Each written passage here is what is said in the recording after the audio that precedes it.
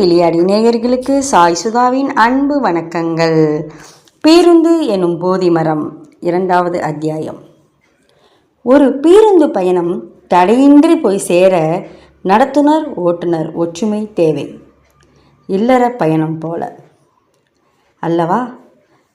உனக்கு என்ன ராசா, நீ உட்கார்ந்தே வருகிறாய், நான் தானே நடையாய் நடக்கிறேன் என்று ஒருபொழுதும் சண்டை போட்டதில்லை நடத்துனரும் ஓட்டுநரும். உனக்கென ராசா, நீ உட்கார்ந்தே வருகிறாய், நான் தானே நடையாய் நடக்கிறேன் என்று ஒருபொழுதும் சண்டை போட்டதில்லை ஓட்டுநரும் நடத்துனரும். இதுதானே தேவை இல்லற பயண வெற்றி பெற.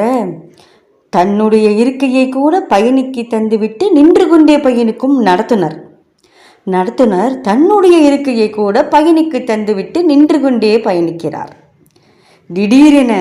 திடீரென நெஞ்சில் வெளிவந்தாலும் சுருக்கென தைத்தாலும் பேருந்தை பத்திரமாக ஓரம் கட்டி பயணிகளின் உயிர் காத்து தன்னுயிர் துறக்கும்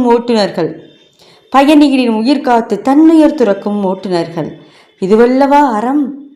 மேலே வா என்று கை தந்து ஏற்றிவிடுவதும், யாருமில்லா நேரத்தில் தனியாக பயணிக்கும் கல்லூரி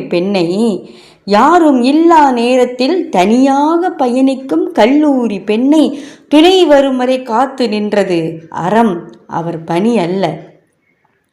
இப்படி காலை முதல் மாலை வரை வாழ்ந்து காட்டி போதி மரமாகின்றனர் ஓட்டுநரும்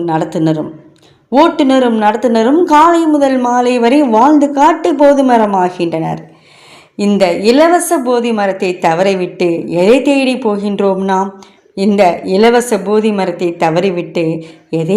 போகின்றோம் நாம்? அன்புடன் சாய் சுதா.